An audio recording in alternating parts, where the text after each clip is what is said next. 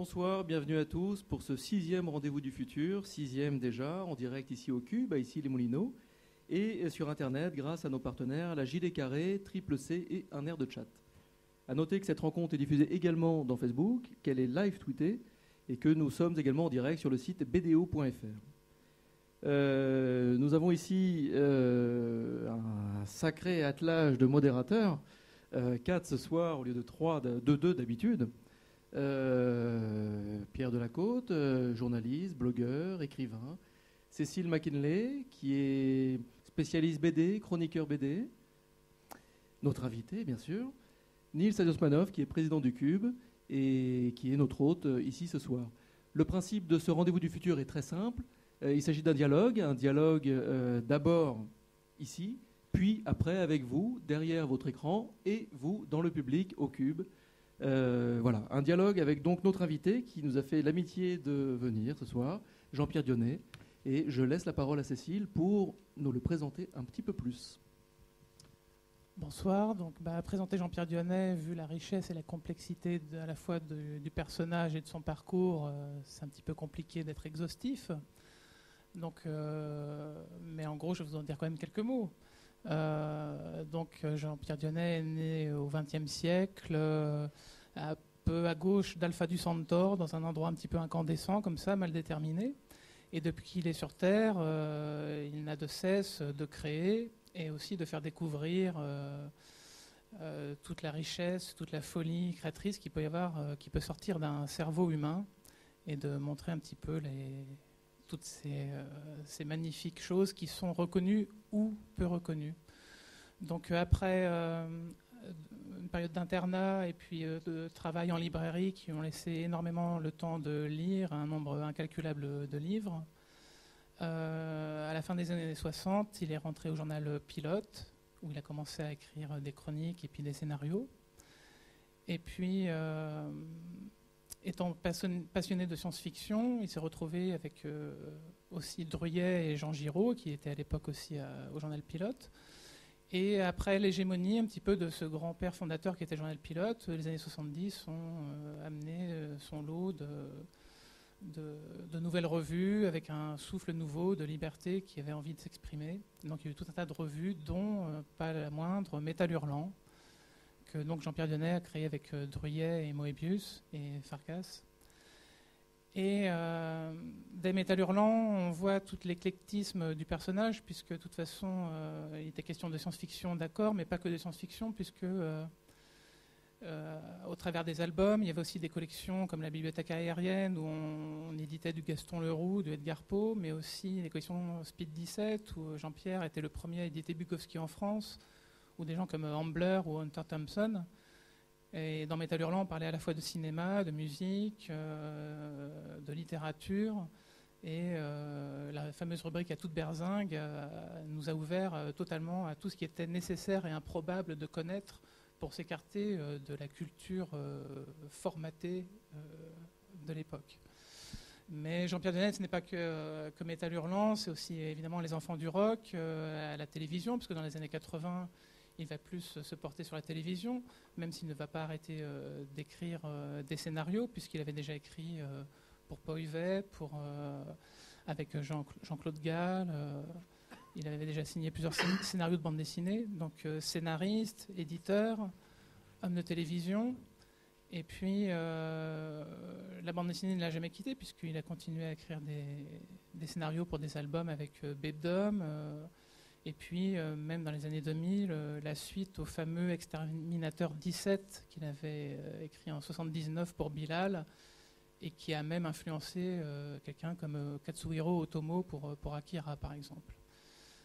Et puis Jean-Pierre, donc toute sa passion pour toutes les choses, c'est aussi encore une fois le cinéma. Il est devenu producteur, une maison de diffusion de films asiatiques. Il a un blog sur lequel il continue à nous faire découvrir encore une fois tout ce qui est nécessaire et improbable pour s'écarter des carcans culturels en vigueur aujourd'hui, revenir au nécessaire. Et puis voilà, une passion inextinguible qui continue et qui, selon les formats, papier, Internet, télévision, continue à nous prodiguer son envie de nous faire découvrir des choses. Donc entre le passionné de science-fiction et cette envie de transmettre le savoir, la culture, la jouissance, il semble que c'est un bon invité pour les rendez-vous du futur. Voilà. Et je laisse maintenant la parole à Niels qui va Bonsoir. Merci, bonsoir à tous. Merci beaucoup Jean-Pierre Dionnet d'avoir répondu à notre invitation. Nous en sommes vraiment très heureux. Alors, Éloi l'a dit, les rendez-vous du futur tentent de décrypter l'avenir et plus particulièrement à l'aune de la révolution numérique. Alors, il s'avère que vous êtes un homme de BD, de littérature, de cinéma, de télévision, d'Internet. Bref, vous êtes multimédia. Comment vivez-vous cette révolution numérique ? Est-ce que vous l'attendiez ? Est-ce qu'elle vous laisse froid ? Et qu'est-ce qu'elle a éventuellement d'improbable et nécessaire ? Évidemment, elle ne peut pas me laisser froid. J'ai toujours été fasciné par le fait que c'est souvent lors de conflits comme la Seconde Guerre mondiale qu'on donne aux savants tous les moyens nécessaires pour aboutir des projets nouveaux. Bon, quand on a inventé la machine de Turing pour décoder les messages nazis, on ne savait pas qu'on allait se retrouver 50 ans plus tard avec un Internet omniprésent. Chaque fois qu'un support nouveau apparaît, apparaissent de nouveaux créateurs qui, au lieu d'aller vers les supports existants, profitent du nouveau support pour souvent trouver des solutions nouvelles. Donc moi je suis d'abord Internet est venu bouleverser ma vie parce que j'avais une documentation faramineuse sur des milliers de sujets qui s'est trouvée pour partie caduque parce que sur Internet il y a parfois des bêtises, hein, faut faire attention. Des choses dites qui sont fausses, mais il y a parfois des articles ou des notules ou des choses comme ça incroyables. Moi qui suis par exemple un fou de peinture fin 19e, début 20e, je vois que la Tête Galerie est en train de mettre en ligne toutes leurs réserves qu'on n'a jamais sorties des musées. Et des fois, je tombe sur Wikipédia. Alors, défaut de Wikipédia et avantage de Wikipédia, je tombe sur des articles de fond sur des sujets qui me tenaient à cœur, qui sont apparemment faits par un spécialiste très pointu. Le défaut de Wikipédia, pour prendre un exemple très très pratique, c'est que si on ne connaît pas le sujet un peu avant, on ne peut pas savoir si l'article est une ânerie totale ou l'article qu'on attendait justement. Mais je trouve ça extraordinaire comme moyen de communication et de moyen de communication de proximité. Je veux dire que moi j'ai rencontré des gens un peu partout en France que j'avais connus par mon blog qui disaient moi je suis Sigismond. Et on prenait la conversation comme si on avait eu 15 jours avant au café. Pas comme dans le livre où il y a une espèce de transmission hiérarchique. Là, c'était le type qui avait répondu 3 fois, je lui avais répondu 2 fois, et on se parlait comme si on se connaissait déjà. Je ne parle pas là d'amis Facebook, hein, je parle de gens qui ont les mêmes obsessions que moi, et qui parfois m'éclairent prodigieusement sur un sujet. D'autre part... je connais nombre de musiciens qui ne se préoccupent absolument pas de maisons de disques ou autres, qui sont très contents en ayant leur œuvre diffusée purement de manière virtuelle sur Internet. Je connais des écrivains interneteux, si l'on peut dire, des graphistes, dont certains après passent à l'édition papier. Et surtout, je suis fasciné par le fait qu'il y a à la fois des maîtres très anciens qui arrivent à absorber les outils nouveaux. Je prends le cas de Moebius Giraud qui a fait des dessins tout à fait différents quand il a eu la palette graphique, ce qu'il faisait comme dessin. Mais à côté, il y en a qui naissent avec l'outil. Et comme ils naissent avec l'outil, ils lui trouvent des utilisations qu'ils n'auraient pas eues. Ils inventent. Alors, quand on invente, forcément, il y a du cafouillage, il y a du bruit, il y a des choses réussies, des choses ratées. Mais il y a une espèce de porte gigantesque qui s'est ouverte. Moi, il disait que je suis du XXe siècle. Je suis, on va dire, du milieu du XXe siècle. C'est sidérant. C'est sidérant. Moi, j'allais au village, à la cabine téléphonique du village, et j'attendais mon tour pour demander le 22 à Asnières. Et on me passait la personne et tout. Et maintenant, j'ai envie de chercher quelque chose, etc. Je vais sortir un iPhone de ma poche, relier à un lien qui va relier à un lien qui va relier à un lien, et trouver peut-être tout ce que j'ai cherché pendant des mois dans des milliers de bibliothèques. J'ai vu aussi de jeunes poètes anglais récemment, parce que je suis tombé sur eux, qui avaient fait des poèmes qui étaient pour eux voués à Internet, parce qu'on sait que le marché de la poésie, qui est plus fort en Angleterre qu'en France, mais qui est quand même pas le marché le plus étendu du monde, est quand même important. Et moi, mon porteur de support, qui se trouvait être mon ancienne maison d'édition, Les Humanités Associés, l'autre jour, je parlais avec le patron et il me dit, oui, enfin, bon, si tu veux continuer ton blog, continue ton blog. Il dit, mais tu sais, au maximum, tu as 20 000 personnes qui le lisent. Moi, je suis sidéré, parce que sur des trucs très très pointus, 20 000 personnes, c'est inespéré. C'est en gros un truc que j'aurais publié peut-être aux presses universitaires il y a 20 ans, qui aurait été tiré à 882, et on aurait été content de vendre 200. Alors justement, une question où vous avez évoqué le fait que finalement Internet a une mémoire qui d'une certaine manière est plus étendue que les supports précédents, puisqu'on y retrouve alors vos propres archives, les archives de votre activité propre, et aussi les émissions comme les Enfants du Rock auxquelles vous avez participé, et tous les mouvements culturels. Est-ce que vous avez pensé à une politique générale de numérisation? Est-ce qu'on peut retrouver tout ça sur Internet? On parle beaucoup de numérisation du patrimoine. Est-ce que le patrimoine rock et BD va aussi être numérisé? Alors là, on est dans un grand débat, parce qu'actuellement, il y a une guerre.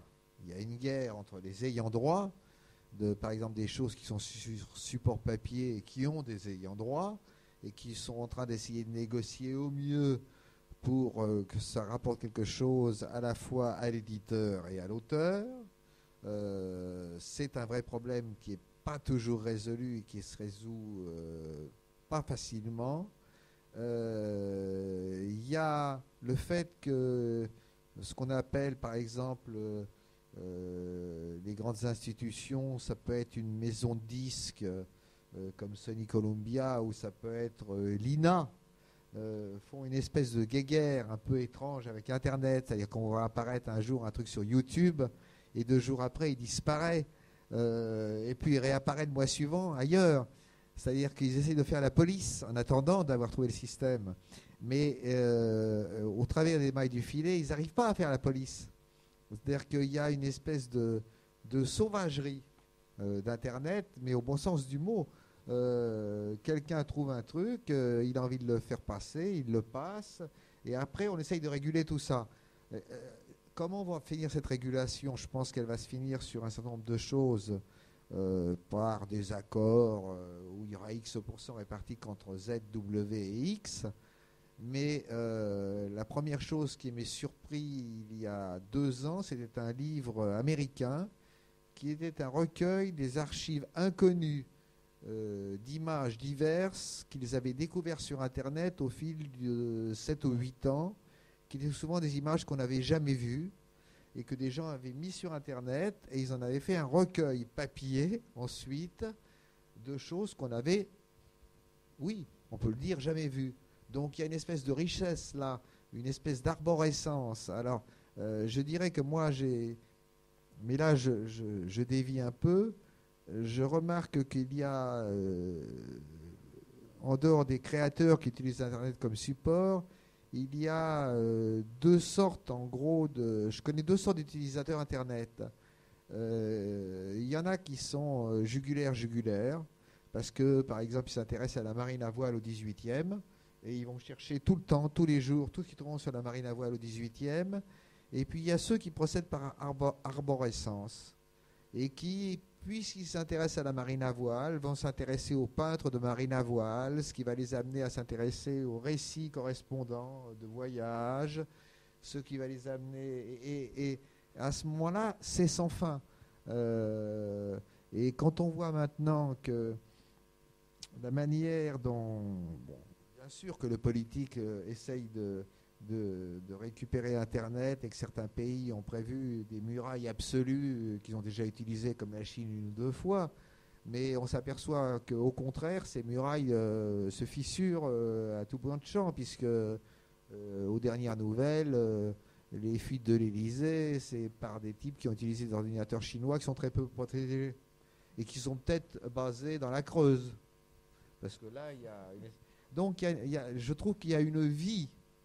Il y a eu un moment où j'ai cru que la presse écrite, dont je faisais parler, l'époque de l'Écho des Savales, l'époque de l'actuel de Bétal Hurlant, où il y a eu à côté de et le grand ancêtre Harakiri, il y a eu un moment, et un certain nombre de revues, genre improbables, comme les cahiers Chesterton ou les cahiers Alexandre Vialat.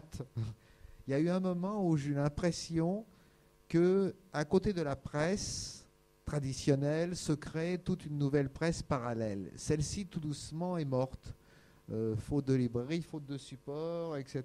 Et tout. Et puis peut-être parce que les intervenants se sont lassés.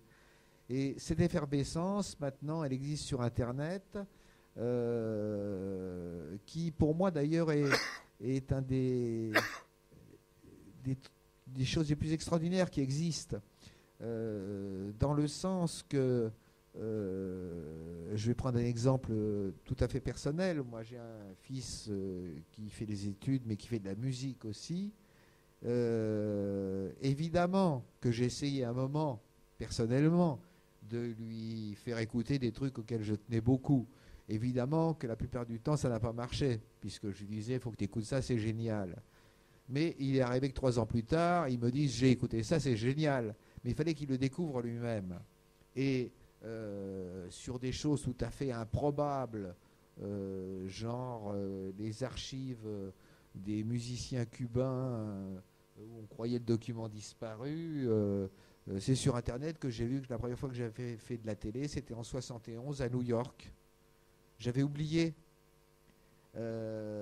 Et je remarque un truc très très étonnant, c'est que ça a été tellement vite. Je parlais une fois avec William Gibson, qui avait inventé ce qu'on appelle le cyberpunk, donc l'écriture, la réalisation de mondes virtuels qui deviennent aussi importants que le monde entre guillemets réel, et avec l'interpénétration des deux. On avait une discussion, parce que moi je disais qu'avec Exterminator 17, justement, j'avais câblé mon héros avant qu'il fasse du cyberpunk. Donc j'ai fait du proto-cyberpunk. Et tous les deux à l'époque, nous on travaillait avec des machines à écrire. C'est-à-dire qu'on pouvait voir ce qu'allait se passer, mais on était encore de la génération précédente qui tapait en faisant ploum ploum, tagada, etc. Donc je pense que Internet est un outil qui, tous les jours, échappe à tout ce qu'on veut organiser autour de lui. Et je ne vois pas comment on pourra l'empêcher plus longtemps de développer un réel contre-pouvoir qui, pour ce qui m'intéresse, est culturel, mais qui va dans d'autres domaines, bien sûr. Mais justement, alors ce télescopage des générations, c'est quelque chose d'intéressant. On a l'impression que vous aimez beaucoup la sauvagerie non contrôlable d'Internet, qui est un peu rock, si on peut dire. Est-ce que vous avez les mêmes émotions que vous avez eues quand vous avez assisté à la naissance de courants musicaux, de courants de BD aussi, etc. Est-ce que vous avez l'impression d'une éternelle jeunesse, parce que c'est ça un peu ce qui s'est passé tout au long des décennies qu'on a vécues, des mouvements de jeunesse, mais qui ont tourné au classicisme ou qui sont devenus cultes. Et donc le problème, c'est le renouvellement, c'est la rébellion dans la rébellion. Est-ce que vous avez les mêmes émotions face au numérique que vous avez eu tout au cours de votre vie depuis quelques décennies déjà? Hélas, non. Hélas, non, parce que je pense que quand on dit qu'un enfant est fait à 4 ans, je dirais que l'adulte qu'on va devenir, je pense qu'il est fait à 18 ans.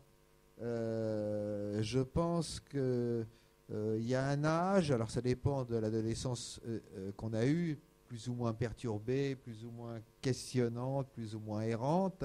Je pense qu'il y a un moment précis de la vie où on a la chance de prendre les choses, d'avoir des questions et de trouver des réponses sur les supports divers. Donc moi, ça a été plutôt avec des bandes dessinées que j'ai vues à l'époque, des films que j'ai vus à l'époque, des livres que j'ai vus à l'époque. Celui, je crois, qui a le mieux répondu à cette question, c'était l'histoire du cinéma, dans son histoire du cinéma américain en DVD, Martin Scorsese, parce qu'il prenait bien soin de dire, il disait, vous savez, pour moi, les plus grands films du monde, c'était le Narcisse Noir, c'était ça, etc. Il dit, mais n'oubliez pas qu'à l'époque, j'avais 12 ans, ou 13 ans, ou 14 ans. Je pense qu'il y a une époque de la vie où on est une éponge et où les choses peuvent vous changer radicalement. Je pense qu'après, on peut rajouter des choses, continuer à s'informer, continuer à s'intéresser, continuer à faire des découvertes, mais qu'on n'a plus cette faculté, parce qu'on a bâti un petit mur autour de soi qui est la connaissance préalable. Et je le regrette. J'aimerais bien pouvoir retomber en enfance. En adolescence au moins. Parce qu'il y a une expression populaire qui revient quand on pense à vous, c'est éternelle adolescence. Je ne sais pas si ça vous fait plaisir, mais en tout cas c'est un peu comme ça qu'on vous ressent. Oui, alors j'aimerais bien que ça soit vrai. Je pense que éternel adolescent, oui, au sens que je continue à me battre avec les moulins à vent et à penser qu'il y a plein de pans de la culture qui sont ignorés à un moment et qu'il faut relancer, etc. Mais je dirais que maintenant, j'aurais plus tendance à vouloir passer les choses comme un héritage sur ce que je sais, quoique, c'est... Non. Je suis en train de me mentir. Je fais partie, par exemple, des gens qui ont été sidérés par l'intelligence d'un certain nombre de séries télé depuis une dizaine d'années et qui sont, après avoir reculé en me disant attention, là c'est une série qui dure 13 épisodes de 1 heure, j'ai peut-être autre chose à foutre, et puis je suis tombé dans la marmite et je me suis mis à regarder des saisons entières essentiellement de choses anglaises ou américaines, et j'ai ressenti cet enthousiasme premier. Lesquels par exemple? Je suis très basique, hein, c'est-à-dire que j'ai vu beaucoup de séries sophistiquées, genre Profit et tout ça, etc. J'ai un faible pour les séries anglaises, en général, sur MI5 ou les choses comme ça, parce que ça me semble très proche de ce qu'on avait dans les romans d'espionnage, Le Carré, Little, etc. et tout, une espèce de complexité très grande et puis une grande liberté, parce que par exemple des séries anglaises, on tue facilement le héros d'une saison à l'autre pour le remplacer par un suivant. Et puis alors j'ai des goûts qui sont très très popcorn, parce que je sais, je suis manipulé, je sais c'est n'importe quoi, mais j'adore 24 heures. Et quand la saison arrive, je me fais avoir à chaque coup. Et cette espèce de rush d'adrénaline où je me rends bien compte que je me fais manipuler, que Jacques Boer, il ne peut pas être aussi en colère que ça, il ne peut pas avoir autant d'ennuis que ça. C'est pas vrai, c'est impossible. Je me fais manipuler. Les experts à Las Vegas, je me fais manipuler. Plus maintenant, parce qu'il y a William Petersen qui apportait un peu de compassion et qui rendait la chose plus intéressante. Mais oui, c'est vrai. Et côté français, donc, comme quoi, et côté français, il y a aussi des choses qui vous intéressent. Côté français, j'ai pas vu de choses qui m'aient sidéré. J'ai vu 1 ou 2 séries italiennes et 1 ou 2 séries sud-africaines, etc.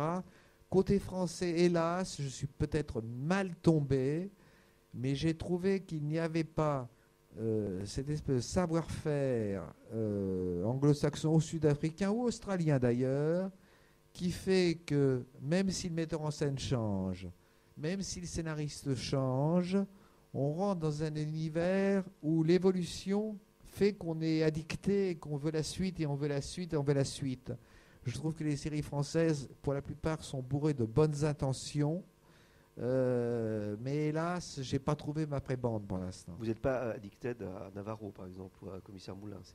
Non, j'ai détesté le Commissaire Moulin. J'aimais bien Maigret, mes 5 minutes, quand c'était Bruno Kremer. Oui, quand j'étais petit, bien sûr que j'ai adoré Thierry Lafronde. Ah, Thierry Lafronde, c'était magnifique, Zorro, etc. Et puis j'ai connu aussi, c'est vrai, l'époque où l'Angleterre a régné avec des séries qui sont encore cultes, comme Chapeau melon et bottes de cuir ou Le Prisonnier, qui étaient des objets parfaits.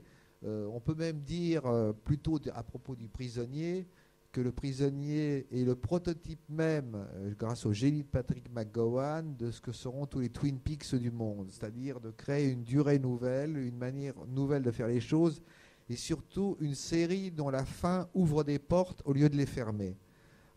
Donc oui, effectivement, il doit y avoir une part d'adolescence chez moi qui demeure, mais avec la nostalgie que, par exemple, là, j'aurais bien aimé naître avec Internet. Ça ne va pas être possible. C'est une renaissance. C'est une renaissance. C'est une renaissance, oui. D'ailleurs, c'est pour ça que je me suis dit tout de suite, au lieu de...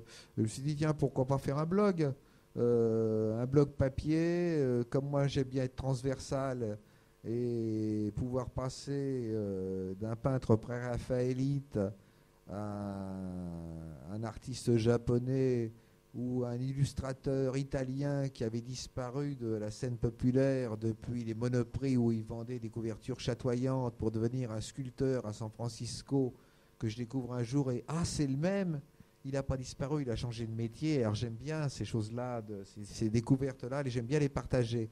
Mais justement, sur votre blog, j'ai été voir, vous publiez un long billet tous les mois qui est extrêmement documenté. On sent qu'il y a une recherche extrêmement rigoureuse, c'est quasi scientifique. Vous avez des réponses d'internautes qui sont parfois plus longues que vos billets et qui sont tout aussi documentées. Quelle place occupe pour vous ce rendez-vous régulier, mensuel, et quel lien vous avez avec cette communauté d'internautes? À un moment, c'était plus grave que ça. À un moment, quand j'ai commencé, comme j'étais entre deux chaises et que j'avais beaucoup de temps, je faisais un billet documenté à peu près tous les jours. 5 jours par semaine quand même.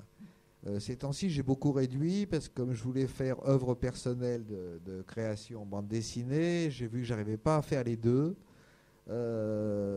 Mais ce qui m'a le plus plu, c'est justement de faire un billet où j'avais fait des recherches comme un malade pendant des mois pour tout, et où tout d'un coup, c'est arrivé il n'y a pas longtemps qu'un dessinateur que je chéris depuis 30 ans et sur lequel je savais peu de choses, qui s'appelle Peter Morisi, que personne ne connaît, mais il a été réédité dans un bouquin qui s'appelle Art Out of Time. Il avait un dessin très particulier, c'est comme du pop art, parce qu'il décalquait les dessins des autres. Mais ce n'était pas du pop art.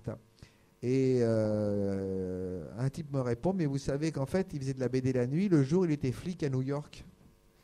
Et bien ça, je ne savais pas ça. Alors tout d'un coup, c'est extraordinaire, mais là, je dois faire une préface pour un livre d'une auteure anglaise qui n'a fait qu'un seul livre. Je me rends compte que c'est la même chose qu'un billet. Alors, j'espère que le livre se vendra. Mais c'est vrai que c'est fascinant de faire un travail de recherche. C'est fascinant parce que on peut ressusciter des choses. Et parfois, vous l'avez dit, parfois on peut avoir un commentaire qui va aller beaucoup plus loin que tout ce que vous aviez prévu au départ, et enrichir ce que vous pensiez être une direction et soit l'infirmer totalement, ça arrive. Alors, on s'est planté, bah ouais, je croyais ça, c'est pas vrai. Ou alors au contraire ouvrir une nouvelle porte totalement et rendre les choses incroyables. Découvrir par exemple qu'un illustrateur anglais que peut-être certains d'entre vous connaissent, qui s'appelle Arthur Rackham, qui a beaucoup travaillé au XIXe siècle, avait une sœur qui peignait avait une femme qui peignait exactement comme lui, avant lui, et qu'il a copié le style de sa femme, qui n'a jamais voulu être exposé, pour faire ses dessins. Ben, j'ai appris ça il y a 5 ans, alors que je me passionne pour Rackham depuis 50 ans. Est-ce qu'on a des commentaires justement, excuse-moi, de chat ou autre? Je vous en prie. Oui, juste peut-être une transition, une question d'Aline qui est très, très directe. L'ange du bizarre, pourquoi ce nom? L'ange du bizarre, parce que je pense que, bon, d'abord en hommage à Edgar Poe, bien sûr, et puis parce que je crois qu'à un moment de ma vie, je ne sais pas pourquoi, peut-être par rejet de la culture, chez une famille très bourgeoise où on lisait les grands textes et on les lisait bien. Donc je me suis tapé tout Victor Hugo, tout Balzac, tout machin, etc. Tout Sandrard, tout. Et je me suis. Et à l'époque, je parle bien de l'époque à ce moment-là, ces écrivains étaient reconnus de tous. Donc j'ai fait le choix de parler de ceux dont personne ne parlait. Et alors j'en suis arrivé après les choses ont changé. C'est-à-dire que par exemple, à une époque, avec Cinéma de quartier sur Canal+, j'ai voulu remettre en lumière des metteurs en scène comme Mario Bava, qui étaient considérés, à part quelques fans, comme des metteurs en scène marginaux. Quand il y a eu un hommage à l'American Cinémathèque de Scorsese et tout, je me suis dit mon travail est fait, d'autant que je lui ai envoyé les cassettes des films qu'il n'avait pas et tout. Et maintenant, j'aurais presque tendance, ça c'est l'esprit de contradiction assez poussé, j'aurais presque tendance à aller voir justement du côté de ceux qu'on a oubliés parce que justement ils étaient des écrivains bourgeois. Alors je suis très déçu parce que je suis actuellement dans l'œuvre complète de Paul Bourget. C'est pas terrible, hein, c'est pas terrible, sauf les journaux. Les journaux sont brillants. Alors je dis pas que ça intéresse qui que ce soit au monde de réhabiliter les journaux intimes de Paul Bourget, mais en tout cas moi ça m'intéresse. Jean-Pierre, tout à l'heure vous parliez de la différence entre la cabine téléphonique du village et puis maintenant l'iPhone que vous pouvez sortir. Un jour vous m'aviez dit quelque chose que je trouve très intéressant, j'aimerais que vous me répondiez encore plus là-dessus. Vous avez dit qu'avec l'avancée technologique qui aujourd'hui va vraiment exploser, la distance entre le fantasme et la réalité était devenue vraiment très ténue, qu'il n'y avait plus beaucoup de différence entre ce qu'on est capable de faire au niveau technologique et ce qu'on peut rêver en termes de science-fiction. Et est-ce que vous pensez vraiment que la science-fiction, comme vous m'aviez dit, était peut-être morte ou en train de mourir? Si c'est le cas, est-ce qu'elle peut se réinventer? Comment? Oui, et est-ce que c'est pour ça qu'on a droit aussi à des genres qui ressurgissent à nouveau comme l'horreur, en réaction à cette science-fiction qui devient... C'est la science-fiction et moi, nous nous sommes tant aimés, comme dirait Scola.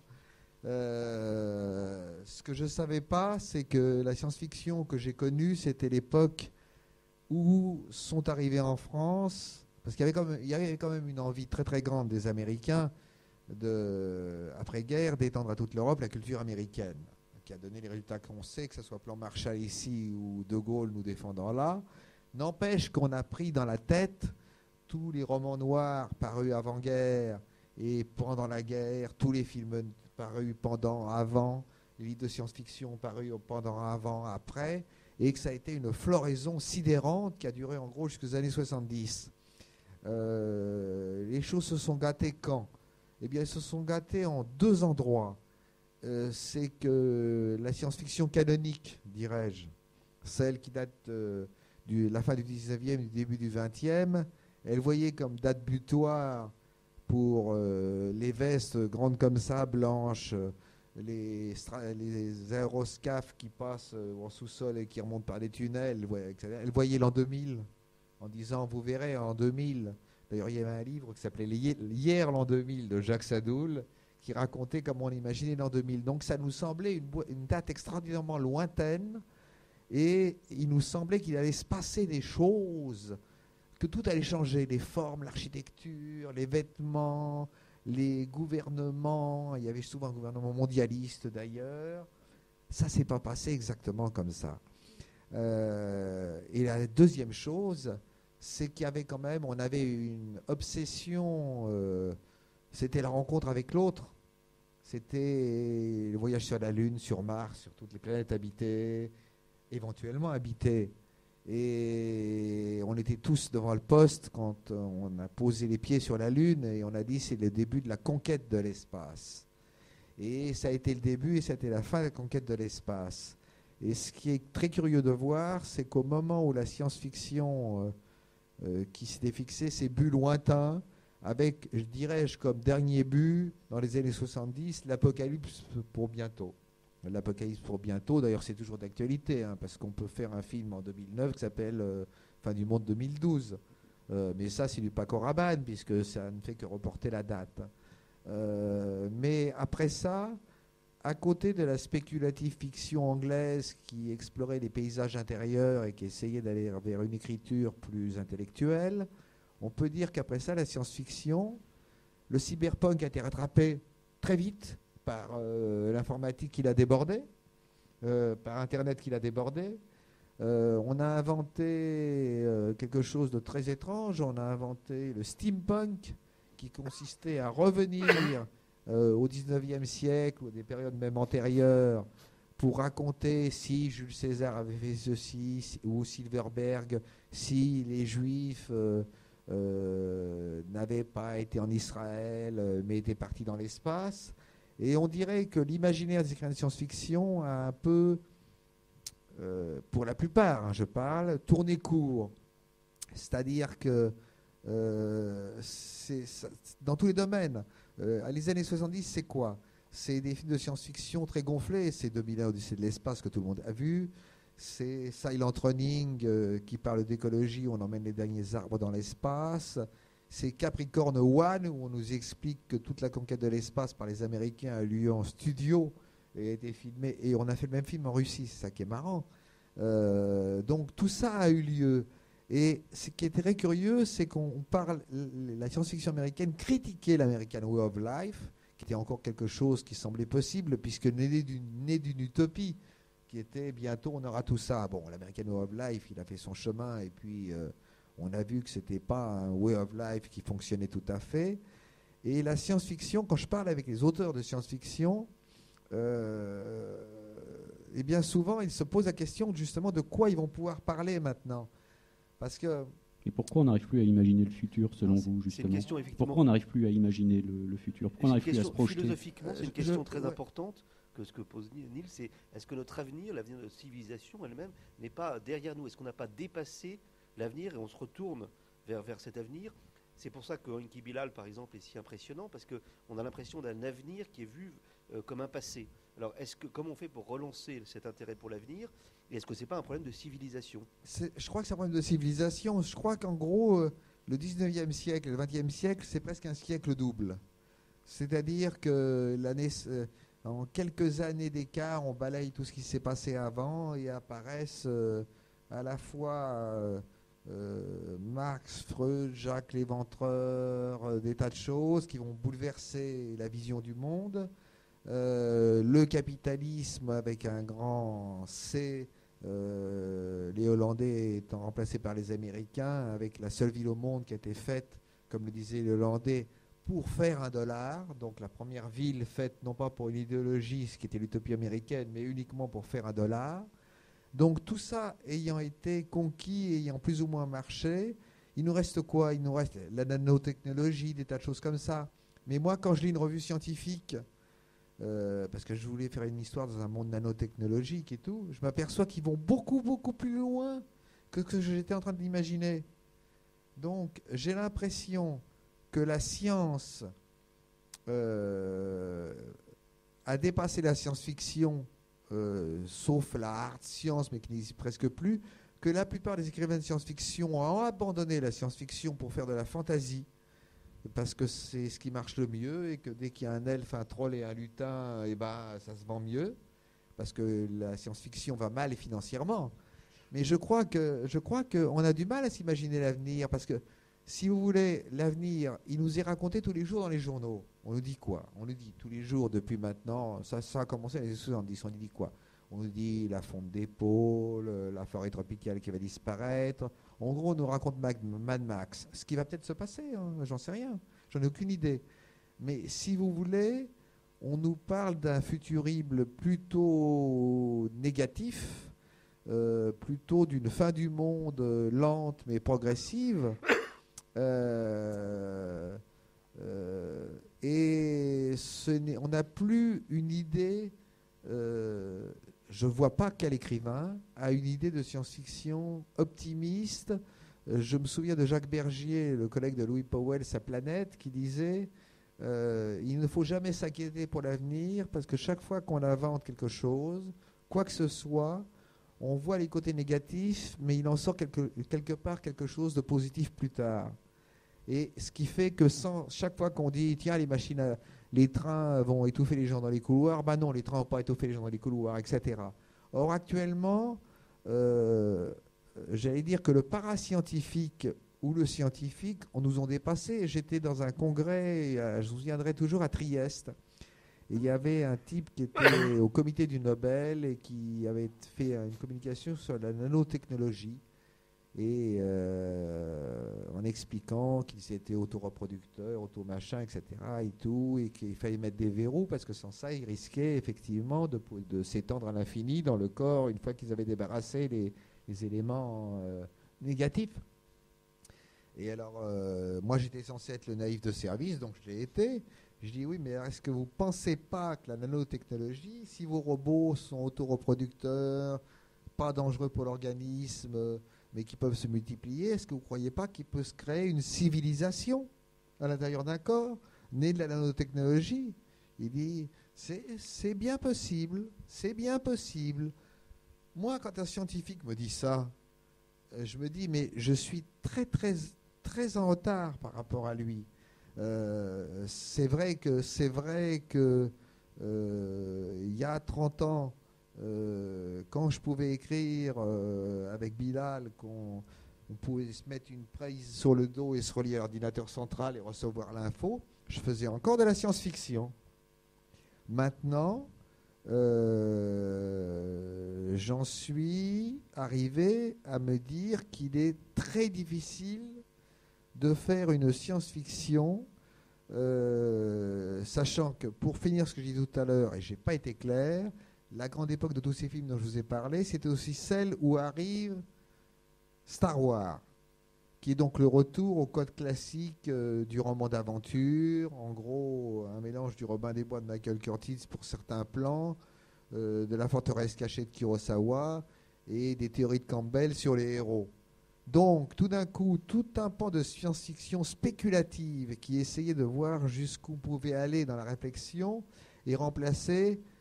C'est des lasers au lieu d'être des sabres, mais c'est une science-fiction purement de plaisir, purement de fantaisie, mais ce n'est plus et si. Et la solution, je ne l'ai pas. Je suis juré au Grand Prix de l'Imaginaire, donc je reçois tout ce qui sort en science-fiction, et ça fait 2 ans que je dis que je vais finir par démissionner si ça continue comme ça, parce que j'ai l'impression qu'on piétine, qu'il y a parfois un texte brillant, mais ce texte, j'ai l'impression d'avoir lu son frère il y a 10 ans ou 20 ans. Alors pourquoi il n'y a plus de science-fiction? J'en sais rien. Alors pourquoi? Justement, vous avez entrepris un projet pharaonique qui s'appelle Des dieux et des hommes, qui est une saga en 30 volumes portée par 4 ou 5 dessinateurs à raison de 3 ou 4 albums par an. C'est un projet assez fou qui vise à mettre en case, entre guillemets, 218 années de l'histoire de l'humanité entre 1929 et 2147. Alors, où en êtes-vous de ce projet? Pourquoi ce besoin de produire autant aussi vite? Pourquoi cette période de 218 années? Et donc, il reste encore 136 années, là, d'ici 2147. Voilà, comment imaginez-vous l'an 2147? C'est-à-dire que il y a un truc dans l'histoire, c'est que je fais apparaître des dieux qui sont la race qui nous supplantera, qui apparaissent en 1929. Donc, comme vous l'avez remarqué autour de vous, ils ne sont jamais apparus, ces dieux. Donc ça, c'est mon choix qui était en gros né du fait que j'aimais beaucoup les super-héros américains des années 60-70 qui ont bercé ma jeunesse, mais que je trouvais que maintenant ils étaient devenus un peu ridicules parce qu'ils se pensent sans arrêt des questions qui suis-je, où vais-je, comment, et ce sont vraiment des Hamlet de supermarché extrêmement ennuyeux. En gros, Jack Kirby des Fantastic Four, à ce qu'à la fin de sa vie a inventé cette espèce de science-fiction innovatrice, et les Watchmen d'Alan Moore ont été le tombeau du genre. Donc je me disais, ça serait marrant d'inventer des dieux, que j'appelle dieux de super-héros, qui n'auraient pas forcément de contact avec les humains, parce que je ne comprends pas pourquoi Superman, avec tous ses pouvoirs, passe le temps à poursuivre de minables cambrioleurs ou à aider la veuve ou l'orphelin. Nous, on ne passe pas notre temps à se préoccuper de la vie des singes. Donc, si vous voulez, ça c'était le côté un peu ironique. Par contre, le côté fin de l'humanité, c'est que ça me préoccupe. Je pense que c'est très curieux. On dirait que pendant la fin du monde, les affaires continuent. C'est-à-dire qu'en gros, on constate alors je ne vais pas vous dire tout ce qu'on constate, vous le savez aussi bien que moi, oui, telle île va disparaître, oui, si on continue à faire fondre la glace, oui, etc. Mais donc, on fait comme si le futur était condamné à plus ou moins long terme, mais pendant ce temps-là, on ne fait rien pour que ça s'arrête. C'est-à-dire que oui, il y a des petits trucs qui se passent à droite, à gauche, etc. Mais comme il y a maintenant à la fois des gouvernements et des multinationales, donc l'affaire est beaucoup plus compliquée qu'à l'époque où il n'y avait que les gouvernements, que les 10 gouvernements constatent que les 10 multinationales doivent bien rendre des dividendes, ça ne change pas grand-chose. J'entends plus parler des ruses que les gens utilisent pour polluer que du fait qu'ils polluent moins. Hein, ils reportent leur dette. Donc j'ai l'impression, moi j'ai des enfants de plusieurs âges, j'ai l'impression de leur laisser un monde en très mauvais état. Donc dans mon histoire, je programme la fin de l'humanité. Je programme la fin de l'humanité parce que nous dire qu'on sera brûlé un de ces jours si la couche d'ozone continue à fondre, bah, si c'est vrai, je ne sais pas, on devrait tous se lever. Si on constate que la Hollande et les Seychelles d'abord vont disparaître sur l'eau, on devrait tous se lever. Et j'ai l'impression que tout le monde regarde ça en disant bah oui, bah c'est comme ça. Alors, je dirais que ça c'est ma vision pessimiste que j'ai choisie dans l'histoire que j'ai écrite. Ça ne veut pas dire que je suis pessimiste. C'est au contraire pour dire si on continue comme ça se passera comme ça. Mais quand on voit, par exemple, la manière dont des choses qui semblaient complètement irréversibles, voir le Maghreb récemment, quand tout d'un coup, de la rue, et n'oublions pas ce vecteur Internet, etc., de la rue peuvent surgir des bouleversements drastiques, soudains, incroyables, je dirais que je mets plus d'espoir dans l'humanité en tant que regroupement d'individus que dans les gens qui sont censés nous aider à sortir de là, puisque tous les 5 ans, ils se réunissent et ils disent « il faudra qu'on fasse quelque chose bientôt ». Que ce soit gouvernement de gauche ou de droite d'ailleurs. J'avais adoré, il y a de ça une quinzaine d'années, quand Cohn-Bendit était revenu, et elle avait dit l'écologie, il faut qu'on soit très nombreux à voter écologique et qu'on soit assez fort pour pouvoir obtenir des résultats immédiats des gouvernements qu'on nommera. C'est fini ça. Maintenant, l'écologie est devenue un groupe précis politique qui dit en plus correspondre à quelque chose de politique. Martine Aubry dit l'écologie est forcément de gauche. Moi, je crois que la survie de l'humanité n'est ni de gauche ni de droite. Hein. C'est la survie de l'humanité. Je m'imagine dans Mad Max en train de demander à Mad Max si c'était de droite ou de gauche. Il va dire on va aller chez les Iroquois leur piquer l'essence et puis c'est tout. Donc, si vous voulez, je suis pas désespéré mais je pense à Eliot, à son poème les hommes de paille qui récitait à la fin d'Apocalypse Now. Et où il dit la fin du monde n'aura pas lieu dans un bang, but in a whimper, mais dans un gémissement. Et je me demande si on n'est pas tout simplement en train de vivre une fin du monde lente, mais qui a lieu et dont nous sommes les spectateurs. Alors pendant ce temps-là, évidemment qu'on vit, évidemment qu'on continue notre vie, mais je vous dirais même, je suis plus vicieux que ça. Si la fin du monde arrive, ça m'emmerde presque de rater la fin. Parce que je pense que je serai parti avant. Je pense qu'elle aura lieu un peu plus tard. Alors, et j'ai l'impression qu'elle va avoir lieu. Je ne suis pas devenu illuminé d'un coup. Je crois vraiment qu'on est tellement pris dans des filets de décisions qui n'arrivent pas à se prendre qu'il va peut-être falloir des catastrophes parce que comme la manière dont tout le Maghreb a bougé d'un coup pour qu'il se passe quelque chose, mais quelque chose de peut-être de très violent et qu'on ne va absolument pas contrôler. Alors Jean-Pierre, moi je vous arrête juste sur cette petite note optimiste pour demander éventuellement au public s'ils ont des questions au public de cette salle du Cube, s'il y a des questions éventuelles. Moi, j'en ai. Est-ce qu'il y a un micro dans la salle? Il y a un micro dans la salle. Il y a quelqu'un qui a une question dans la salle. Monsieur, bonsoir. Oui, bonsoir. C'est bon? Alain Auger, enchanté de vous rencontrer. On a parlé de nombreux médias, de futur, mais on ne parle pas des médias électroniques interactifs et du jeu.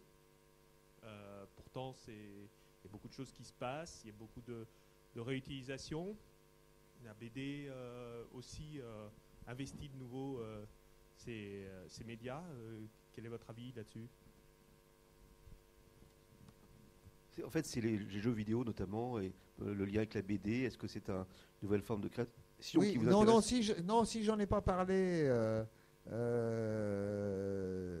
et j'aurais dû, c'est que j'ai suivi d'assez près justement le jeu vidéo à un moment et tout ce que ça ouvrait, puisque j'avais un copain qui est metteur en scène de cinéma, qui s'appelle Mamoru Oshii, qui a fait des films justement où le virtuel et le réel se mélangent, et qui a passé 2 ans, je voulais travailler avec lui, et pendant 2 ans il a joué qu'à des jeux vidéo. Il disait, alors, il a son côté bouddhiste, et je préfère m'accomplir dans le virtuel que de ne pas m'accomplir du tout. Mais disons que c'est quelque chose que j'ai moins suivi. Par contre, ce que j'ai suivi de près, c'est que quand j'ai vu Silent Hill par exemple, c'était pour moi, et c'est comme ça que Christophe Gans a fait le film, on en parlait en disant la plus belle chose visuellement, c'est pas au cinéma qu'on a vu cette année, c'est un jeu vidéo, c'est Silent Hill. Non, mais sur toutes les applications, sur tout ce qui se passe dans tous ces domaines-là. Et justement, en parlant de jeux vidéo, vous avez vu plus de 10 000 films, je crois, donc vous avez une connaissance encyclopédique du cinéma depuis ses origines. Aujourd'hui, le cinéma se passe au cinéma 3D, effets spéciaux, en relief, etc. Et donc va probablement aller de plus en plus vers des formes de narration interactive. Comment vous imaginez cette évolution? Alors là, si vous voulez, j'attends encore un peu. Je vais vous dire pourquoi. C'était que j'avais vu à Universal Studios le fameux Capete Neo de Michael Jackson en 3D.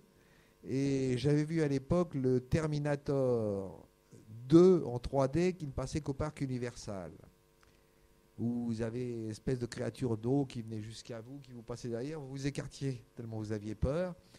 Et c'était pas au point. Quand je veux dire c'était pas au point, c'est qu'on sortait de là en ayant un mal de tête, mais alors à mourir, parce que les 2 hémisphères du cerveau n'arrivaient pas à relier la charge avec ce qui se passe. Et après, quand j'ai travaillé sur un projet en 3D avec un japonais, justement, il me dit, le problème, ça va être d'arriver à voir comment on peut impressionner au maximum et rendre réelles ces choses sans que ça soit au-delà des capacités d'absorption du cerveau normal. Les films en 3D, très franchement, me dites pas qu'à la sortie vous n'avez pas actuellement encore un petit coup de mou. Et il y a des gens qui travaillent là-dessus pour que ça devienne indolore. En gros, c'est entre l'hémisphère droit et l'hémisphère gauche, la partie qu'on absorbe immédiatement et la partie du cerveau qui ne trouve pas logique que cette information lui parvienne. Et il y a un petit court-circuit qui se passe. Mais évidemment que le cinéma va continuer d'évoluer, et évidemment, je vais me faire des ennemis dans la salle, qu'on ne va pas en rester à Avatar, qui revient en gros à ce qu'a été le cinéma en relief dans les années 50-60 avec lunettes vertes et bleues. Ce qui s'est passé quelque chose quand même d'épouvantable à ce moment-là, c'est qu'il y a eu 3 ou 4 films ni fait ni à faire. On vous jetait des pierres tout le temps à la figure, des saguets et tout. On s'écartait un peu de l'étoile de Ninja. Et le dernier qui s'appelait Hondo, l'homme du désert, que j'ai vu grâce à Martin Scorsese qui avait une copie, était le premier qui était bien parce qu'on ne vous jetait pas des trucs à la figure pour vous montrer que c'était en relief. C'est-à-dire c'est le premier qui vous considérait comme un adulte. Alors, effectivement, le cinéma en relief, mais moi le cinéma en relief, je pense qu'il va aller beaucoup plus loin. Je pense qu'on doit pouvoir arriver à créer des sensations supplémentaires et sophistiquer l'objet et obtenir des sensations supplémentaires. Moi, si on me dit que demain j'ai un truc qui, quand il pleut dans un film, me donnera l'impression que j'ai des gouttelettes de pluie sur la figure, ça ne me gêne pas du tout, puisque c'est un spectacle que j'ai été voir consciemment. Et je serais très content que Black Rain soit devenu un film où il me pleut vraiment sur la figure. Ce qu'il y a, c'est que ça va si vite que je pense que la révolution, là elle n'est pas écologique, la révolution du cinéma, elle est en train de se passer tous les jours. Tous les jours on fait une découverte. Tous les jours il y a un nouveau type qui trouve un nouveau système. Tous les jours il y a un petit type dans sa cave qui invente quelque chose d'extraordinaire. Mais est-ce que c'est encore du cinéma ou est-ce qu'on passe à un nouveau modèle de narration ? Je crois qu'il y a eu, je crois que le cinéma déjà, en gros, il a vécu 2 vies, même 3. Il a été d'abord un outil scientifique, en gros, qui servait à décomposer le mouvement du corps humain et on avait peur d'un train qui rentrait en gare de La Ciotat.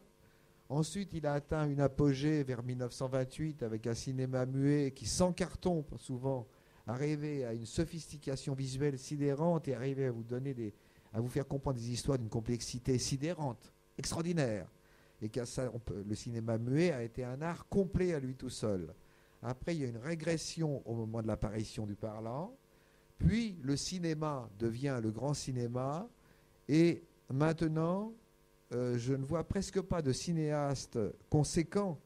Je pense aux frères Cohen, je pense justement à Cameron quand il faisait du cinéma, je pense à Tarantino. Eux disent qu'ils font du post-cinéma. C'est-à-dire qu'ils revisitent quelque chose qui a déjà été créé, comme si le cinéma avait donné son jus. Mais je crois que ce cinéma qu'on a connu, il a donné son jus. Je crois que d'abord, il nous a formés et déformés. Il ne faut pas oublier que la plupart des cinéastes qui ont fait le grand cinéma hollywoodien, du muet au parlant, c'était des immigrés de la première génération, qu'ils soient polonais comme Kerseth Curtis, Ford, Douglas Sirk venu d'Allemagne, des Suédois comme Joss Strom, et que donc ils sont venus dans un monde utopique, l'Amérique, et ils n'ont pas créé l'American Way of Life pour faire de la propagande, ils ont créé l'American Way of Life parce qu'ils y croyaient.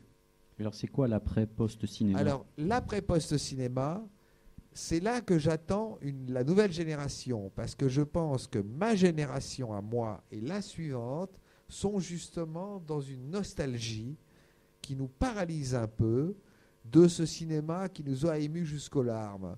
Donc, des fois, je me tape de ces panouilles où vous ne pouvez pas imaginer, parce que le mec, il a 16 ans et qui m'a envoyé son DVD et tout, mais c'est de lui que j'attends quelque chose, parce que je pense qu'il n'aura peut-être pas d'a priori. S'il est un culte en cinéma, je m'en fous. Il va peut-être inventer, contrairement à ce que j'ai dit tout à l'heure en disant que ça sert toujours de connaître le passé, peut-être qu'il va inventer des formes nouvelles. Il va peut-être trouver, je sens qu'il va se passer quelque chose, mais je pense qu'il va passer quelque chose en dehors du cinéma que nous aimons encore, qui est à la fois la fin d'une époque, j'allais dire que le début du cinéma du second millénaire. Pour l'instant, je suis encore dans le cinéma du second millénaire. J'ai trouvé par exemple un film que personne n'a aimé au monde, qui est Speed Racer des frères Wachowski, était un brillant exercice visuel sans équivalent sur la manière de donner vie à des images qui n'étaient pratiquement que des images de synthèse, comme Tron en son temps. J'ai trouvé que la manière dont John Woo, avec les 3 royaumes, arrivait à créer un montage nouveau avec à la fois l'image subliminale, des images figées, des plans figés. Mais disons, ça, ce sont de vieux maîtres qui ont su comprendre, comme James Cameron, ce qu'on pouvait faire avec le nouveau support. Ce n'est pas eux que j'attends. Ce que j'attends, c'est les nouveaux. Moi, j'ai connu ça. Ça m'arrivait. Vous savez, dans la vie, c'est le grand philosophe Bruce Willis qui l'a dit. Dans la vie, on se trouve une fois à la bonne place au bon moment. Moi, ça m'est arrivé 3 fois, donc j'ai de la chance. Mais une des 3 fois, c'est que quand j'ai fondé Métal Hurlant, c'était en fait un journal de copains, avec Druillet et Moebius. Et puis, on déferlait. On n'a pas pensé à ça une seule seconde. Une génération qui était la nôtre, de types qui avaient eu les mêmes revues, qui s'appelaient Jeannot, Schuiten, Margerin. Et tout d'un coup, il y a eu 40 nouveaux dessinateurs qui sont apparus d'un coup, sortant de nulle part. Et ça a été un moment magique de ma vie, extraordinaire, que je ne pourrai jamais oublier, parce que je suis arrivé au moment exact où il fallait être là. Je vais vous dire tout de suite les deux autres, hein, c'est pas la peine de me les demander. J'ai 15 ans, je vais en Angleterre, je fais la tournée des plages, on m'envoie à Douvres, et dans une église, je vois les Kings qui font You Really Got Me. Le soir, je vais voir Roger Whittaker, et qui était un chanteur qui était encore à la mode à l'époque, et dans la salle, je vois un jeune type qui venait de faire un film, et je connais son metteur en scène qui s'appelait Paul McCartney, qui me dit hey, oui, on va prendre leur place, mais ils étaient pas mal ceux-là. Et le lendemain, je vois les Who qui chantent My Generation. Et moi, j'arrive de France où on écoutait Gilbert Bécaud. Bon, c'est fini. Et la troisième fois, c'est quand une maison disque me dit ces clips-là, pourquoi tu veux les passer, ça n'intéresse personne. C'était Billie Jean et le premier clip de Prince. Donc, j'ai les 3 fois à la bonne place au bon moment. Encore une fois, Steve Barron, quand il fait Billie Jean, il me raconte, il me dit on n'avait pas un centime. Donc, on a fait des dalles avec des lumières en dessous qui s'allumaient avec une pression avec le pied. À côté, il y avait des dalles de Balzac qu'on n'avait pas en rouge. C'est comme ça qu'on a fait pom, pom. Et donc, à ce moment-là, c'est le clip, où arrive toute une génération et tout. Donc, moi, j'ai une foi infinie dans ceux qui, au travers du jeu vidéo, et qui souvent ont des envies de cinéma. Je vais oublier tout de suite les catastrophiques histoires de Final Fantasy, parce que là, la machine américaine est passée derrière pour essayer de rendre l'objet consensuel. Et moi, j'ai vu le projet de départ qui était vachement mieux, qui n'était pas consensuel. Mais moi, j'attends l'après-cinéma. Mais pour moi, c'est un après-cinéma. Ça sera autre chose. Ça s'adressera peut-être à plus de sens. Je ne dis pas qu'on va revenir à l'odorama, ça m'étonnerait. Mais si on apprend à bien manipuler, je parle d'un cinéma de manipulation, là, du cinéma grand spectacle, si on arrive à bien manipuler les gens, on peut se créer effectivement. Alors, est-ce que ça sera en salle? Est-ce que on sera tous chez nous? J'en sais rien. Est-ce que ça sera un truc qu'on se mettra là-bas derrière, de manière à ce qu'on ait la sensation de chaleur quand dans le film le mec traverse le désert? J'en sais rien. Ou Total Recall. Voilà. Mais j'attends ça. Le jeu vidéo, par exemple, à un moment, j'ai vu des gens abandonner le cinéma pour le jeu vidéo. Parce qu'ils y trouvaient des choses dans les variations possibles et dans l'interaction possible qu'ils ne trouvaient plus dans le cinéma, qui était un peu plan-plan à l'époque. Je crois toujours au jeu vidéo, mais le jeu vidéo, maintenant, il peut évoluer de tellement de manières, et j'ai vu évoluer de tellement de manières. Je me souviens de Jackie Chan s'entraînant face à un jeu Jackie Chan qu'ils n'ont toujours jamais mis dans le commerce, et se foutant des pains, étant pas aussi rapide que son alter ego qui était dans l'écran, et donc il perdait. Non, là j'ai une grande foi dans l'évolution de la technologie, mais au travers des jeunes créateurs. Alors c'est marrant parce que je regardais dehors tout à l'heure tout ce qu'on a vu de jeunes metteurs en scène qui sont en train de faire des trucs qui bidouillent. Dans ceux qui bidouillent, il y en a un ou deux qui vont bidouiller l'avenir. Quand en 68, élève du studio Disney, travaillant la nuit en cachette avec des copains, Tim Burton fait 2 courts-métrages en cachette de Disney, un sur Frankenstein avec un chien et un autre avec Vincent Price. Il invente le cinéma des années 70-80 qui ne ressemble pas tout à fait au cinéma qu'on faisait avant, qui était un cinéma de période intermédiaire. Donc je pense que en plus ça va peut-être venir d'un gamin sur son ordinateur chez lui avec tout l'appareillage. Je vois plus ça en musique parce que je suis plus proche actuellement de gens qui font de la musique, qui font des choses incroyables qu'ils n'auraient pas pu faire avant avec 3 bidouillages qu'en cinéma. J'ai suivi pendant longtemps des festivals de courts-métrages et j'ai pas encore tout à fait vu la lumière, le truc, etc. Mais ça y est, c'est là, ça va se passer. Et simplement, j'attends. On va demander encore une fois au public s'il y a des questions. Des questions dans la salle. Ou peut-être une question d'internaute. J'ai envie de vous proposer un petit exercice très, très simple, en quelques mots, de répondre à quelques petites questions en quelques mots. On va voir. Je n'arrête jamais, moi. Non. Question de Zeus. Si vous étiez un dieu, lequel seriez-vous? Si j'étais un dieu, alors est-ce que un dieu... C'est trop long déjà. Hein? C'est trop long. Si j'étais un dieu, pas de ma série, mais un dieu dans l'absolu, je serais... comment il s'appelle, celui qui a des petites ailes aux pieds, hein? Cupidon. Non, pas Non. Cupidon, celui qui va C'est pas un dieu. vite. Hermès. Je serais Hermès. Hermès. Je serais Hermès. Question de Impeccable. Nico. Pour vous, avec quoi rime le mot futur? J'ai l'impression d'être un jeu télévisé. Futur. Dur. Dernière question de Harakiri. Quel est votre film asiatique préféré? Ça n'a pas été une question très simple, j'imagine. Center Stage, un film de Stanley Kwan avec Maggie Cheung. Et moi, une question. 2147. Pourquoi 2147? J'aurais 100 ans. J'aurais 100 ans, alors je me suis dit, je vais mettre le début de la fin de l'humanité le jour de mes 100 ans. Vous serez peut-être Avec de la immortel. chance, je serai là. Et avec de la chance, par contre, je ne serai pas là pour voir la vraie fin de l'humanité. Mais là, comme c'est la naissance du dernier enfant, j'aurais eu les prémices. Mais d'ici là, vous serez immortel. D'ici là, je serai peut-être immortel. Enfin, Mais est-ce que vous vous rendez compte, on sait même plus si on va devenir immortel ou si on va finir comme dans Mad Max. C'est vrai que c'est pas évident. Hein. vous voyez, on me dit déjà que vous aurez 200 ans. En 1147, c'est une Et demi. qui paiera les Oui, mais au retraites? final- Qui paiera les retraites? De toute façon, ici, on est à Art 3000, donc on a pris des précautions. Le cube. Au cube Art 3000, donc tu as pris des précautions quand tu as créé Art De 3000. toute il y a déjà manière, longtemps. on est dans le 3e Voilà. millénaire, et c'est ce qui m'énerve, c'est que j'ai l'impression qu'on a du mal à passer au 3e millénaire. On vit encore au 2e millénaire tous, et comme pour moi le 2e millénaire, que c'est comme je vous disais le 19e siècle, quand Robidan invente la télé, on la réalise en 1950. Donc en gros, on n'a fait que développer ce qui a été inventé au 19e. Donc on est encore en fin de millénaire.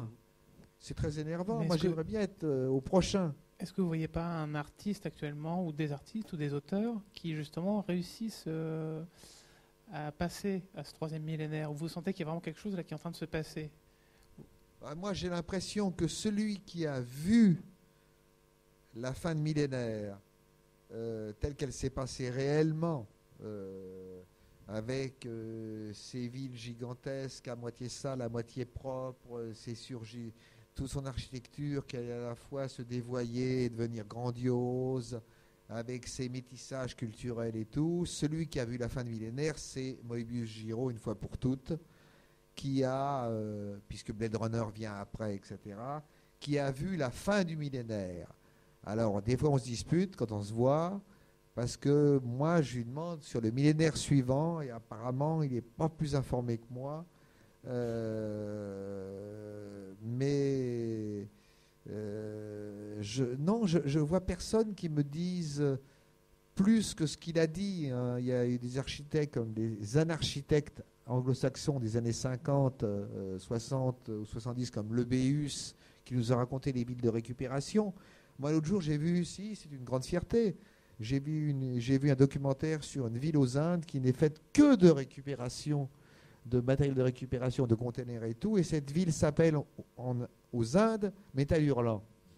Donc, disons que ma génération, c'est ce qu'on se disait avec Houellebecq, qui me dit à un moment vieux, tu as été prophète, on a vu la fin de millénaire. Par contre, ma boule de cristal s'arrête là, et je suis extrêmement curieux, d'autant plus content que là, je vois des gens qui sont en âge de changer ce millénaire, qui n'ont pas subi trop le poids du millénaire précédent pour être enterrés. Il y a peut-être quelqu'un ici qui va le changer, mais j'ai aucune idée. C'est là que c'est marrant quand on parle avec des gens de science-fiction. C'est que on avait des buts, on les a atteints, donc c'est à d'autres d'atteindre les buts suivants. En tout cas, moi, quand je vous entends, j'arrive pas à croire que l'humanité danse sur le pont du Titanic. Je pense qu'il y a de la vie dans tout ce que vous dites et que cette vie, elle se transmet. Voilà, et que ceux dont vous parlez vont bientôt arriver, ils sont peut-être déjà là. Oui, ils sont peut-être déjà là. Et en plus, moi, je me lamente sur, en gros, une vision qui, effectivement, fin 19e, début 20e, et le fait que nous, on n'a pas réussi notre coup. Mais comme disent les Chinois, vous savez, un empire ou un domaine, parce qu'ils parlaient de la guerre de l'opium, et quand ils ont perdu leur territoire, ils ont dit quoi? On a eu 100 ans de dur sur 5000 ans? C'est quoi 100 ans? Donc, c'est peut-être les Chinois qui ont raison. C'est quoi 100 ans? Alors actuellement, je fais partie de ceux qui ont été pris dans ce catastrophisme ambiant et qui n'ont plus les solutions. Mais qu'est-ce que je suis selon la Bible à la 5748e année? Qu'est-ce que je suis dans ces trucs-là? Je suis rien, donc je ne connais pas la suite, mais il y a peut-être une suite. Effectivement, je suis... c'est vous qui avez la réponse pour moi. Bon, en tout cas, merci. On va conclure sur ces belles paroles. Merci infiniment pour votre présence au Cube. Vous avez remarqué, on était 4 pour vous cuisiner parce que on se disait, face à toute cette expérience, cette vie très riche, poser plein de questions, vous voyez, on a été muets en fait. Vous avez complètement... C'était parfait pour nous, hein. C'était très confortable, et pour le public aussi certainement. En tout cas, merci beaucoup, c'était passionnant. M'écoutez pas, hein, quand je vous dis c'est la fin du monde, c'est la fin du monde. Là, c'est vous qui allez la faire, la fin du monde ou le début du nouveau monde. Donc n'écoutez pas ces histoires de vieux schnocks, parce que tous les vieux schnocks croient que c'est la fin du monde avec eux. Tous. Bon, mais justement, je crois que vous avez posé une question qui est très importante dans ce mélange de pessimisme et d'optimisme et d'adolescence qui se renouvelle avec après la BD, le rock, le numérique. Il y a un mot que vous avez employé tout à l'heure, vous l'avez évoqué, on était dans la fin du déterminisme. C'est-à-dire qu'on a cru longtemps un sens de l'histoire écrit d'avance, et c'est ça qui est en train d'être remis en cause, non sans douleur, parce qu'on avait prévu le paradis sur Terre, aussi bien les marxistes que les libéraux, et il n'est pas arrivé. Et donc c'est peut-être cette fin du déterminisme qui nous apporte une liberté nouvelle et qui nous permet de dire que les nouvelles générations veulent reprendre le fardeau et que finalement... Et que Spengler avait peut-être raison avec l'apogée et la chute de l'Empire romain, et que toute civilisation est amenée à une montée, à une espèce de richesse extraordinaire, et puis après parfois un écroulement. Il y a une autre théorie qui est mormone, qui est très intéressante, qui est celle d'un écrivain de science-fiction mais qui fait des ouvrages théoriques, qui s'appelle Orson Scott Card, qui dit que toute civilisation est condamnée, qu'elle soit une civilisation fermée comme les Mormons, car elle, à force de refuser l'extérieur, elle se dessèche et disparaît dans le vent. Et toute civilisation ouverte qui veut absorber les influences extérieures, comme l'Amérique par exemple, qui essaye d'absorber tous les talents et tout ce qui se passe à l'extérieur, etc., finit par se diluer et disparaître à son tour. Alors, est-ce qu'il faut qu'on apprenne tous le chinois? J'en sais rien. Mais c'est ça aussi. Si, j'ai une note optimiste, moi, je crois quand même. Je crois quand même. Ça sera le mot de la fin. Je crois quand même que, avec toutes les qualités et tous les défauts que ça avait, il y avait un certain nombre de choses qui étaient impossibles tant qu'il y a eu 2 superpuissances, qui étaient la Russie et l'Amérique. Certaines petites guerres sales qui auraient pu être évitées, certaines choses comme ça et tout. Et que la montée chinoise, qu'on pense ce qu'on veut des Chinois. Moi, j'ai beaucoup d'amis chinois et j'aime beaucoup les Chinois. Et j'ai passé beaucoup de temps là-bas. Je remarque que, par exemple, l'Amérique, elle parle plus tellement de nettoyer en Corée du Nord et tout ça. Les Chinois ont dit là, dans ce coin-là, c'est chez nous. Donc, le fait qu'il y ait à nouveau un rééquilibrage politique ça peut peut-être arrêter ce que j'appelle cette troisième guerre mondiale éternelle qui a lieu depuis 20 ou 30 ans sans interruption, mais qui est une guerre mondiale, pays, par petit bout, par petit machin, et qu'on regarde en ayant marre. C'est-à-dire qu'on a toujours l'impression qu'il y a une guerre quelque part, et puis on dit « Ah bah oui ». Et avant, c'était des moments de paix, des moments de guerre. C'était quand même très simple, très clair. Maintenant, on a une espèce de truc un peu larvaire. Et peut-être que le rééquilibrage des blocs va faire quelque chose. Et puis, qu'est-ce qui va se passer avec l'Afrique? Qu'est-ce qui va se passer avec le Maghreb? Donc, il va peut-être y avoir des bouleversements extraordinaires qui, je crois, seront sociaux plus que politiques. Parce que moi, je crois que c'est de la rue, que, comme ça s'est passé là-bas, que ça va venir, qu'à un moment... Et je n'ai pas de crainte de la montée des fascismes, ça y est, on a donné et tout, etc. Je pense qu'à un moment, il pouvait apparaître comme la solution, mais c'est encore une idée 19e. C'est encore le culte du héros qui va nous sortir de là. Je crois que personne ne croira quelqu'un qui dira « Moi, vous m'élisez, mais je vais tout vous régler demain. » On sait très bien que ça va se passer comme ça. Donc, je n'appelle pas un soulèvement populaire, hein, mais... en fait, si. Mais un peu, quand même. Un peu. Alors, à défaut d'un soulèvement populaire, moi, j'invite à aller boire le verre de l'amitié maintenant. Et une fois de plus, merci infiniment pour votre présence. Merci au public. Et puis, donc, à tout de suite pour le verre de l'amitié. Merci. Merci.